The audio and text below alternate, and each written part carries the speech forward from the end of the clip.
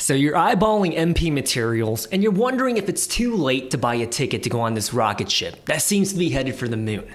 By the way, it's 7 a.m. here in Japan, so if I sound a little tired or sleepy, it's because I'm still waking up. I mean, for crying out loud, on Wednesday, July the 9th, they were trading for a little less than $30 a share. But then overnight, they went to $48, and now it's about $45, right? They're up by 47% in 5 days. Absolutely ridiculous. But before you strap in and get all comfortable in your rocket ship ride, in this video, we're going to cover whether their business story matches the hype. We're going to do a very thorough analysis and forecast of their stock price for next year, in the year 2029 and in 2032. And then at the end of the video, I'll be going over my game plan. And no, I don't think it's too late. Hear me out. Alright, so check it out. MP Materials, the business, they've been around since 2017. However, they IPO'd in the stock market in 2020. Now, MP Materials is in the business of mining rare earth elements. Now, for those of you that failed chemistry in high school, rare earth elements are defined by their unique magnetic, luminescent, and electrical properties. And what's kind of crazy is that they're not geologically rare. They're actually pretty abundant, but to chemically and to extract them and extrapolate them from one another, that's what makes the mining portion of this so freaking difficult. Now, based on my research, most of the world's rare earth metals comes from China, about 69%. Absolutely ridiculous, with the rest coming from countries like Ukraine and Russia. Isn't that crazy? That makes my nipples absolutely sweaty. The new gold is only located and is found in countries with unstable geopolitics or strained relations with the West. And that's why, friends and family, MP Materials' biggest edge, their competitive advantage, is simple. They're based in the United States. In fact, they're the only company mining rare earth elements in the US. Why? Why is this? Because they own the rights to Mountain Pass, a rare earth mine that's located just outside of Los Angeles and San Bernardino. So when you think about it, MP Materials, this is a monopoly operation, full stop. However, it gets better. Not only do they mine these rare materials, but they recently opened a factory in Texas that can manufacture these rare earth elements into usable goods for businesses that need it. They're trying to become a one-stop shop for the raw materials, where they mine it and refine it. You love them or hate them, that's a pretty compelling investing thesis. So who exactly are their customers? The big three that I can sum up: number one, the Department of Defense; the transportation sector, primarily the EVs, and then number three, the electronic manufacturers. But I think the big question all of us have is why? Why do these companies want rare earth elements?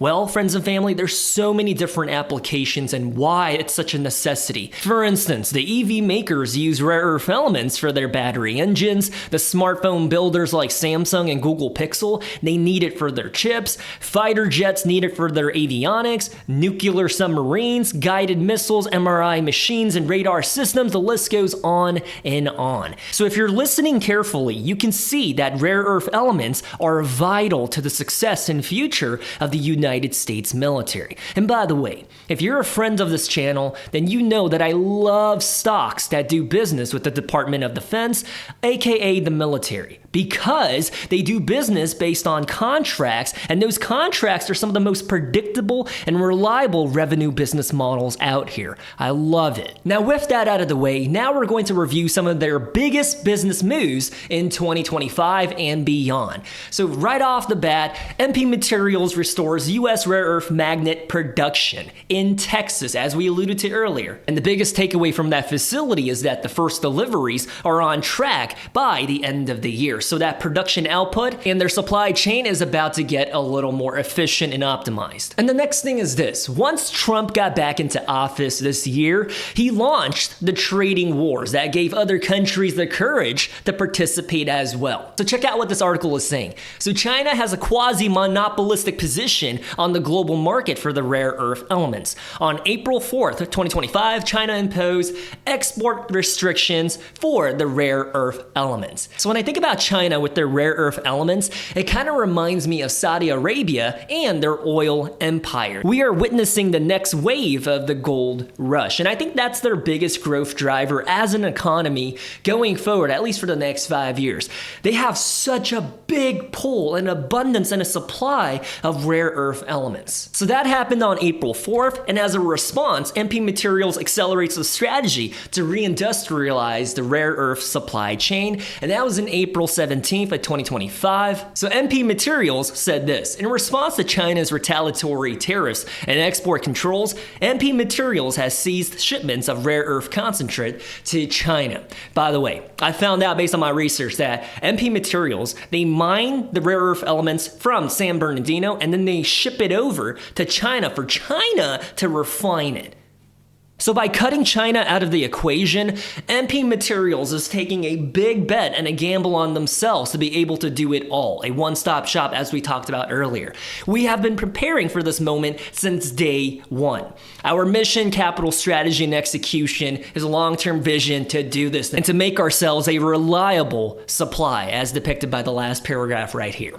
Funny enough, Trump does not see China as a business partner. He sees them as an enemy, which I get where he's coming from because Elon Musk, he sees BYD as a nightmare. Build your own dreams. Dude, their EVs apparently are just as good as Tesla's and their door panels are just as wonky. But I think because of how important rare earth elements are to the military-industrial complex, I think this was a ticking time bomb that was going to happen sooner or later. And it just took the tariff wars to trigger it. Because right now, the United States is just way too dependent on China for rare earth elements. Same with the production and manufacturing for almost all of our apparel and retail industry.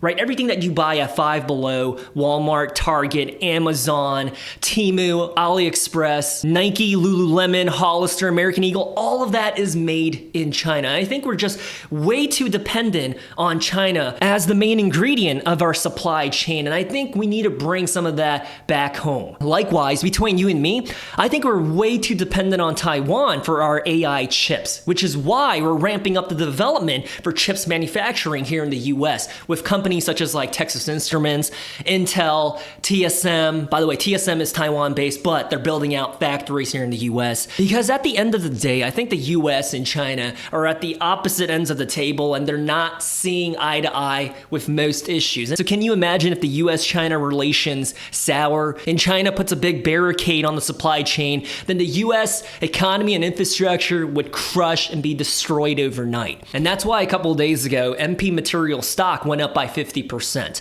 because on July 10th of 2025, MP Materials secured $1 billion in funding from JP Morgan Chase and Goldman Sachs to build its second U.S. magnet manufacturing plant, which is going to be called the 10X facility, which is set to 10X their production. So it's kind of like a play on words. And because it's using state-of-the-art technology, it's set to be completed in 2028. It's going to take 3 years. And on top of this, the military, the Department of Defense, they purchased $400 million worth of MP Materials stock. That's why their stock shot up like that. And as stupid as it might sound, the DoD is now the biggest shareholder of the company with 15% ownership. But it doesn't stop there, because the DoD, they also issued MP Materials a $150 million loan in order to support them while they build this out. And based on the fine print, they call this and label it a loan, but eventually you and I know that it's a free $150 million handout. They're gonna pardon them for it eventually. So if you're paying attention, that means the public has their tax dollars invested into MP Materials because of the Department of Defense, which is funded by tax dollars. And it doesn't stop there. The Department of Defense is agreeing to buy their rare earth elements for a premium price above the current market rate, which means their margins, dude, it's gonna go through the roof eventually once they get this up and running and their harvesting operation is up to full speed. With government money pumped into this stock and this business, if you think about it, friends and family, they're not gonna let it fail. Just like Boeing, just like General Motors and Bank of America. Bailouts and support and financial assistance from the government is the future fate of MP Materials. I'm gonna say this right now. This is borderline CCP behavior. Government money being pumped into a stock and manipulating its price is just absolutely wild to me.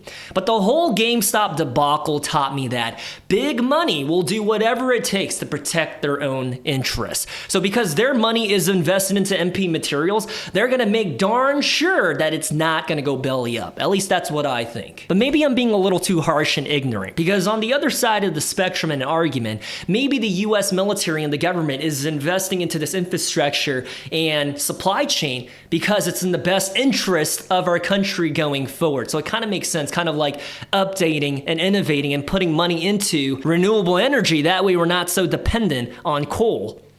And at this point in the video, now we're going to be calculating an intrinsic valuation to figure out their inherent worth for MP Materials. However, right now, this company, their net income is negative. They're also free cash flow negative. They don't really have any peers because they're the only ones that do what they do, and it's a speculative company. But given the big government money that's being pumped into their blood vessels, I'm going to be applying the following assumptions. Because if you look at their revenue, right, it's pretty darn inconsistent. It went from $67 million in 2018 to what it was in 2022 with $500 million. So they were almost a $1 billion revenue generating business. However, the following year, they dropped down by 51%, and their revenue was only $250 million. And now, in the past trailing 12 months, in other words, the past 1 year, the revenue is only $215 million. Very inconsistent data that we're working with. So we have to assume the following. The new 10X facility is going to increase their production by 10X, which should scale their revenue growth after 2028. So we're going to plug that in to our assumptions. And there's going to be fluid revenue growth. And as of right now, at the time of making this video, their current output of how much they can produce in a single calendar year is about 1,000 metric tons of rare earth elements. And the sale price, depending on which element we're talking about, it ranges from $40,000 per ton to about $70,000 per ton. So with their Texas facility Independence, this is where we're at right now, 1,000 metric tons. And eventually they're saying we're going to be able to meet 10,000 metric tons once the 10X is up and running. If that makes sense, let's move on.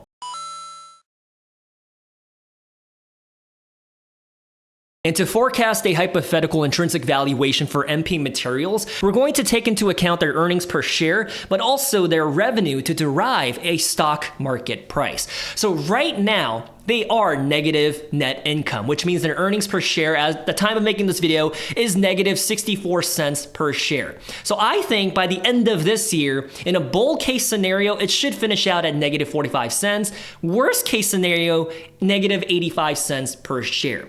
However, for the purposes of this video, I decided not to go in either direction, but stay balanced and be in the middle. So we're going to be using the reasonable case numbers. So I'm thinking that in 2026, their earnings per share should be positive and should be about 15 cents per share. And by 2032, I'm projecting that they'll have a $6.75 earnings per share.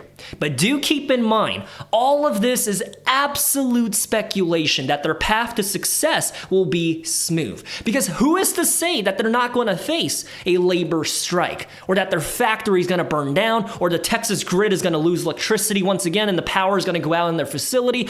Who is to say that rare earth elements are going to be relevant 5 years from now? Maybe we discover something new on the planet Mars, and now that's the new gold rush. Who knows, right? So all of this is speculation, but I tried my best to keep it as objective as possible by using numbers. Now, if you agree with me, let's move on to their projected stock price for 2026. I'm thinking their revenue is going to be $270 million next year. And as a reminder, right now, their revenue for the past 1 year is $215 million. So I don't think this is out of the realm of possibilities. I think this is very doable. And I think their price to earnings ratio, the PE, the trading multiple, will be around 250. Now, some of you might be rolling your eyes and saying, Amos, that is way too darn high. You are stupid. You don't know what you're doing. Oh, really? Because when we think about Palantir, another company that makes a bulk of their revenue from the United States government, their trading multiple right now is just shy of 600. It's 587. And their forward trading multiple is 230. So a company that is being propelled by the US government, MP Materials, 250. So if all of these numbers pan out for next year, then I'm assuming that MP Materials will be around 35 to 37 bucks a share. Yes, I hear you. Right now they are 45 bucks. So this implies that the stock price is gonna fall back down from its current valuation once the emotion settles. I think right now there's a lot of FOMO happening, and a lot of people are just like, their nipples are just perky because they're like, oh my gosh, America's gonna be self-dependent with their rare earth elements. I'm gonna put my money into it. Everyone is being ridiculously stupid and crazy right now, and that's why their valuation makes absolutely no sense. But as crazy as it might sound, I think by the end of the year, we might see it hit 20 bucks or even 25 bucks a share again. And I think maybe 30 bucks might be where it will be trading for at the beginning of 2026. That's just what I think. I'm not a genie in a bottle. I can't tell the future. I'm literally just pulling these numbers right out of my scrotum based on my projected analysis and numbers, okay? And I think by 2029, their projected revenue based on my forecast is $2.2 billion. Yes, friends and family, $2.2 billion. And I'm thinking that their earnings per share will be about $3.50. The earnings per share, by the way, if you're not aware, it's the net income per share outstanding. Their profits per share. Does that make sense? That's why you need to see that number be positive. And I think their trading multiple, their price to earnings will be about 33. Kind of like Nvidia right now at the height of the AI movement. So if you think their PE going from 250 down to 30 is ridiculous, talk to Nvidia. Don't talk to me. Pick up your phone and talk to Nvidia because their forward trading multiple right now is a 33 and they're trading for 164 bucks. Yes, their market cap is like $4 trillion, but the point still stands. A 33 multiple I think is more than fair. Now, if that plays out in 2029, then I think MP Materials will hit $110 to $115 a share, more likely something like 112 bucks. Now, that's based on the assumption that everything is going to be smooth sailing without any setbacks. I did not bake in any negative free cash flow or negative net income in 2029 going forward. So if there is a setback, they are absolutely not going to be 100 bucks a share. But moving on, if this sounds okay so far, in 2032, I think MP Materials, based on their production output of the 10X facility, plus the government buying the rare earth elements at a premium market rate, their revenue will be $3.4 billion. And I think their earnings per share will double from 2029 to about $6.75. And I think their trading multiple will be just in line with the S&P 500 because by that point, I think MP Materials will be more mature of a company rather than a very speculative hyper-growth business. So at 25. Now, if all of that plays out, then I think their stock price should be in a range between 150 to 180. And if we meet in the middle and marry, then I'm thinking $168.75 a share. That's what I see playing out for MP Materials based on this forecasting model. Now, is this valuation model a biblical truth, a universal, undeniable way that's going to happen for sure? Absolutely not. This is all hypothetical because it's a speculative company that we're working with. Please keep that in mind. I'm not a financial advisor. None of this is professional financial advice. Pull up your pants, brush your teeth, and make sure you pick up your dog's poop after they relieve themselves in my front yard. By the way, can you tell I'm waking up? Now it's about a little after 8 a.m. here in Japan.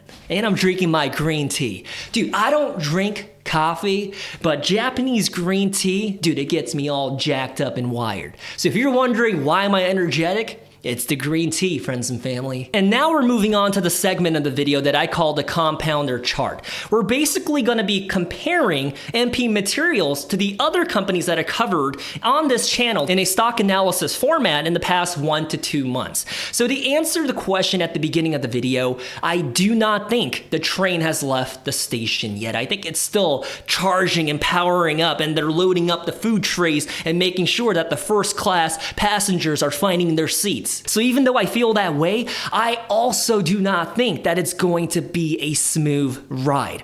A company that goes up 50% in valuation in about 2 days, it could go crashing down just as quickly as it went up. That's the beta surrounding MP Materials. So I think it's going to be a very rocky ride. Now, if you can't tell by my wrinkled Hawaiian shirt that I'm wearing, I'm absolutely a patriotic American. I'm pretty bullish on the American economy. However, we are not best in class when it comes to rare earth elements. Because for the majority of our timeline, we were dependent on China for the bulk of our rare earth element needs. So going from that to trusting MP Materials to doing everything everything takes an insane amount of trust. It's like falling in love with a lady that has an OnlyFans account linked in her Instagram bio. There's red flags. And between you and me, I just don't feel comfortable because there's just way too much uncertainty that we didn't take into account or calculation. Because numbers only tell a part of the equation and story. Setbacks, I think, are going to be inevitable. The growing pains. As of right now, they're only building out their second facility. And the 10X facility is all smoke and mirrors until it's built. So who is to say that MP Materials is 100% going to be profitable next year? I mean, that's what we plugged into the equation. That way we could derive a market price, but all of this is speculative. However, with that said, since their IPO, to be up by 350%, by definition, objectively, yes, they are a compounder. However, the reason why I place them in the middle between bullish and watchlist waitlist is because just as we talked about, there's too many variables that need to go their way without any disruption or setbacks.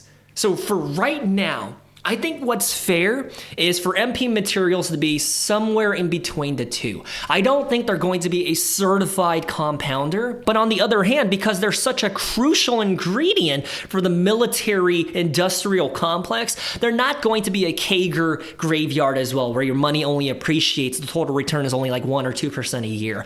I think they're going to be somewhere in the middle. Now, I don't want you to spit in my face before you take me out to dinner, but dare I say, if I had to pick between MP Materials versus United Health Group, I would rather invest into United Health Group. They are a certified compounder that is on the operating table right now. Dude, their stock price is absolutely crushed, whereas their fundamentals and their financials are really darn juicy. For MP Materials, that's just not the case. However, I will say this. If it's between MP Materials versus Clorox, I'd probably go with MP Materials.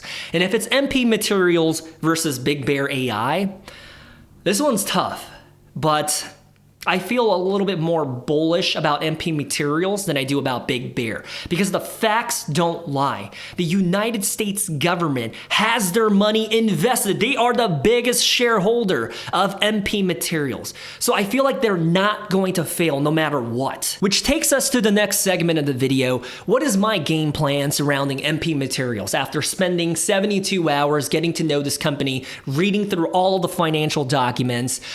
I'll say this. The thing is, I really don't like investing into speculation and unpredictable business models. And I think that's exactly the reason why I do not invest into companies such as oil, lumber, or even gold. The reason being is that the price for those commodities, it fluctuates, and so it's volatile. When the highs are high, dude, it's absolutely bullish, and you will be greedy as a Bosnian grandmother. But when the lows are low, dude, you're gonna be so stressed and you're gonna lose all your hair. It's a very cyclical thing to invest into commodities. For example, right now we have MP Materials pulled up. But if we look at Albemarle, which is a company that operates in the raw materials commodities business sector, like they mine lithium compounds, including lithium carbonate, lithium hydroxide, lithium chloride, the list goes on and on. Albemarle is more mature than MP Materials. To kind of see the potential future of MP Materials, check this out, okay? Past 1 year, they're down by 26%. Past 5 years, they're down by 10%. So when you think about it, your money invested into Albemarle, a company that's basically in the same line of business as MP Materials. Look at this, right? The highs are absolutely high. Your tits would be jacked. $325 a share during the height of 2022. Happy camper. But since then, it's down by 70 bucks. Which means the commodity prices right now are probably really high and their margins are being squeezed. And to see if that is the case, if we jump on over to the income statement, revenue posted is $5 billion. And if we scroll on down to their net income, negative $1.1 billion. They're absolutely being squeezed right now on their margins. And to figure out their cash situation, the cash from their operations, the free cash flow, negative $139 million of free cash flow. So I'm not saying this is going to be the future for MP Materials, but to see a counterpart that's adjacent to what they're doing, achieving those numbers, that might be the same fate as MP Materials, because as we take a look at their financial documents, right, the revenue, as we already learned, very inconsistent. And if we take a look at their net income, which is the profits after paying for all of the overhead costs like your staff, the insurance bills, and to keep the lights on at the manufacturing warehouse, take a look at this, right? They used to be profitable in 2021, $135 million. And then in 2022, they were also profitable. And in 2023, they were also profitable. But now they're experiencing the growing pains of flushing out a ton of capital and cash to build out another facility in Texas and then the 10X facility. So as we take a look at their free cash flow situation, are they free cash flow positive? They've never been free cash flow positive. However, as we jump on over to the balance sheet, in their defense, I'm not invested into MP Materials, by the way. There's no bias coming here. As we take a look at their cash and cash equivalent situation, dare I say it's not bad. $750 million of cash and cash equivalents on hand. What's the cash equivalents part? Money that's invested into something that's super liquid, like a money market fund or a CD. Something where they can just convert straight to cash in less than like 5 or 10 hours. So they do have the cash on hand. What is their debt situation? Total debt is $933 million. So once you use all the cash on the books to pay down the total debt, then you still have $173 million of debt, which I don't think it's too bad. I don't think they're drowning in loans. However, all of these numbers, that's what's happening right now and in the past. But what we are seeing is that their future looks like a roadmap that leads to a pot of gold, if you think about it in a best case scenario perspective, because the government is helping them out. But even though their story sounds pretty darn exciting, what's my game plan with MP Materials? I'm gonna have to sit this one out. Reason being is that I prefer predictable, cash-generating businesses with consistent demand and pricing power, not commodities where it goes up and down depending on the year, like Domino's Pizza, Huntington Ingalls, or even Apple. There's so many people out here that are bearish about Apple, but I still feel like out of the Mag 7, I think Google is still undervalued, but I think Apple might be the most undervalued member of the Magnificent 7. And besides, rather than buying the raw materials mining commodity company, I would rather just buy the finished product, the company and the business that utilizes the rare earth elements to make whatever it is that they're doing, especially the military companies. I would rather buy into General Dynamics. Year to date, we're talking about, what is this, 14%? I would rather buy into Huntington Ingalls. Year to date, we're talking about 36%.